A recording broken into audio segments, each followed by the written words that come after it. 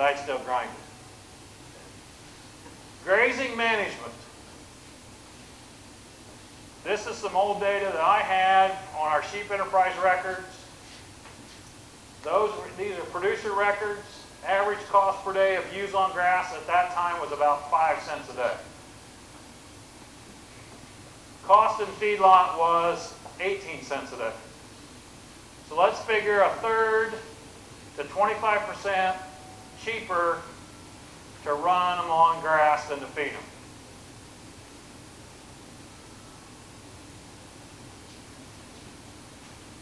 This is some data out of Wisconsin with Peter Woods. These are Rambouillet fin cross ewes. Bird's foot trefoil Kentucky bluegrass, bird's foot trefoil smooth brome, bird's foot trefoil orchard grass. Ewe grazing days per acre is that number. So when it says 1,429, that means that I can graze one ewe for 1,429 days on an acre of his pasture. Or 1,429 ewes for 1 day. Okay? Stan is running his ewes at 3 ewes per acre.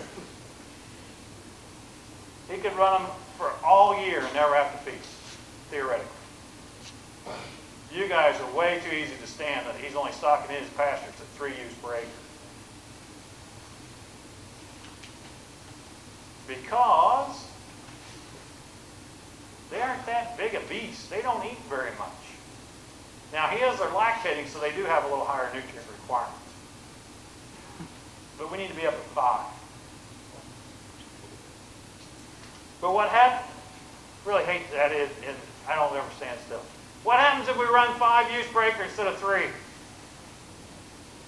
Grass may run out, and it just makes our parasite problem that much worse. The good year, almost up to 2,000 ewe grazing days per acre. You guys need to think about how many ewes you've got, how many acres you've got, figure out how many grazing days you're getting. How can I get more grazing days per acre? This is part of my sales pitch for the place we're at today. How can we get more grazing days on a piece of ground? Intensive grazing. Maybe just 2 pastures instead of 1. That would be more intensive grazing. Probably will increase your output 10%. 4 paddocks instead of 1 gets you probably 20% more grass. I probably wouldn't go above 5 or 6 paddocks in a sheep operation unless they were lactating. So subdividing the pasture. What else should we do? Fertilize. What kind of fertilizer? Nitrogen. What's nitrogen cost us? It's cheap. Nitrogen's cheap compared to the cost of corn. What can you buy 50 pounds of nitrogen for and get it put on pasture? $25, $30? I think you can get it custom spread for $35 an acre. That 50 pounds of nitrogen will grow at least a half a ton of feed. Okay? So that's $70 a ton for feed. And corn is $2.30 a ton. Nitrogen is a cheap way to cut down your feed cost. Now, if you're like Stan, where you have too much grass already in May and June, don't waste your nitrogen there. Put it on after mid-June, so you can grow more through the summer and the fall, when where all of us are short.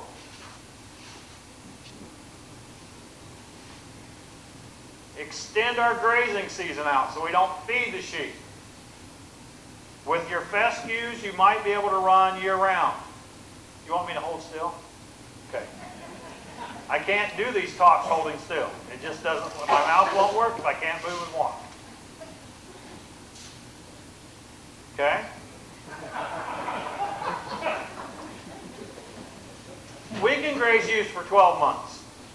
You had a set of ewes outside in the blizzard and they didn't die, did they? You just didn't sleep well.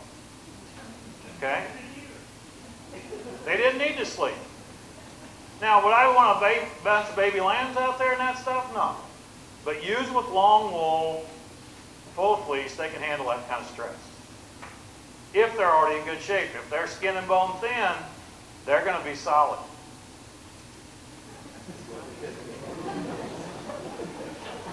Because fat is a great insulation. I've been hot all day. Fetal scanning. Probably the greatest technology we've had come along to the sheep industry in the last 25 years. For feed resource allocation and being able to manage those ewes in late gestation. Now, very few people separate them by twins, singles, and triplets because we don't have enough hens. But a lot of people use fetal aging to know when to put them in the drop pen and put them up on the higher level of feed, which helps us with that ewe that lambs 60 days after the rest of them and has a single. And now we've had her on high late gestation ration for 100 days, and we get an 18-pound single that we can't get out with a calf jack. We also need to get rid of these open ewes. Now, Greg, I really don't think we can afford to get rid of open ewes if we're going to regrow the sheep industry, but we need to re-expose them to a ram. We need to have a strategic lambing activity, not put the buck in, take the buck out when the first lamb hits the ground. Okay? Now, some of you do that, and it's okay. But I don't like lambing that well. Besides that, it's not safe, because some of those rams have attitude. We can change our production system. We can lamb a little later. We can use more forage in our system. But you're going to fight things like coyotes and parasites.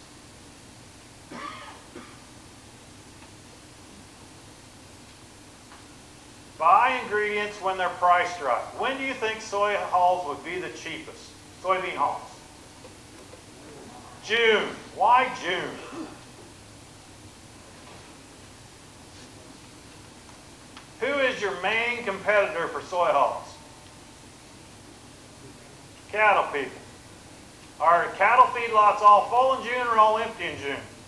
Pretty much empty. All those cattle went to feed, or went to market. Cows are all out on grass.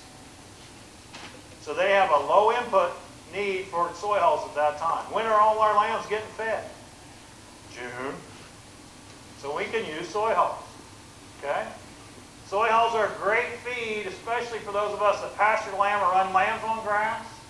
You can wean those lambs, take them to the feedlot, give them a full feed of soy hulls, and they won't miss a beat. Because it won't cause any acidosis. You give them corn, and they look at you like, what is this? Okay?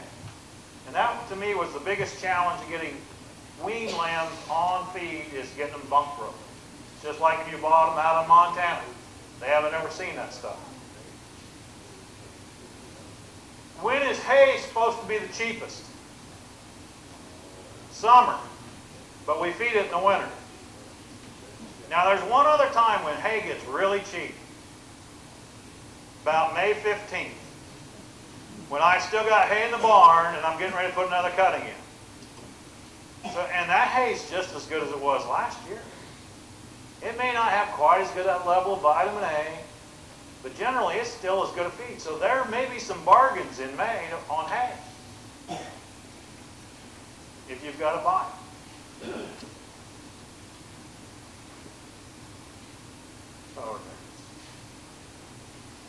Now, when did corn used to be the cheapest? Fall, during harvest. In the last few years, all it does is during harvest season it goes through the roof. So, last June it was cheap. If we have a really good spring, now I'm not an economist, so you better be careful with this recommendation. But if we have a really good spring and the crop gets in the ground early and looks good, what do you think corn market's going to do? It's going to go down. Now it may only be down for a week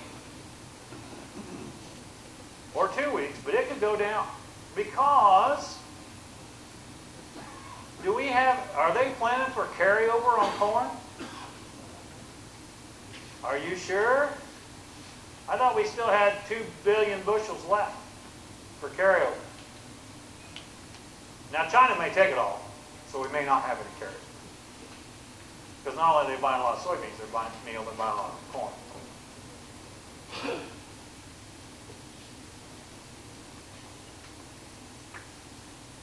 You have to be right here, don't you? Okay. Land finishing diets. That's where most of us are buying a lot of feed because we can grow our own hay and we can feed the ewes. We can feed shelled corn to the ewes or soy hulls. But with land finishing, a lot of us buy it. Right now, I calculated with 625 corn and 600 protein supplement, 80-20 mix of corn and protein. That ration is $2.98. And you're going, Dan, you said to feed these lambs big. And I still want them big. Because at $2.98, that's 15 cents a pound, right? What's feed conversion, Nick, on those lambs? Spring lambs? Yeah, spring lambs will we push hard. 4.5. Okay, even if it's, okay, we'll go 5 because that makes my math easy. 5 times 15 is what? 75. Last I checked, the lamb market was well over $1.50. So I'm doubling my money feeding those lambs. So even with 6 1/4 corn, we are making money in the sheep business. The good news for us is the lamb market has went higher than the corn market. Because if we still had dollar lambs, things would be a little dicey. Now, I priced out of South Central Iowa a soy hull distiller's diet, land finishing ration, 17% crude protein delivered to Clarion, Iowa, which was about a 4-hour drive for $2.27 a ton delivered. See me later about who to call on that deal. Because that's extremely competitive lamb feed. And not feeding any corn in that ration. They'll gain about 0.5 to 0.6 pounds a day. We had some lambs in class 2 weeks ago. They've been on feed for 140 days. Those May lambing ewes we have. And they gained from 0.4 to 0.7, the lambs in the class. On that ration right there, because that's what we fed. White face or black face? Specs. Nope, you can put them on it straight because there's not any starch there. Right? Whoever asked that. Gordon. Now the problem is, when you order that feed for delivery in Clarion, Iowa, if you only order a ton, the shipping's a little high. So we got to order 12. And fortunately we have a 12-ton bulk bin to take that feed in. So smart ordering is something we can not talk about, but we need to concentrate on. Delivery charges are running $30 to $50 a delivery, right? And it doesn't make any difference whether you order a ton or 5 tons, it's still $30 to $50. They don't charge you by the ton on the delivery. Most of those feed trucks have compartments that hold 3 tons. So you should order in multiples of 3 because that helps the feed company. Therefore, they should be willing to negotiate with you, maybe.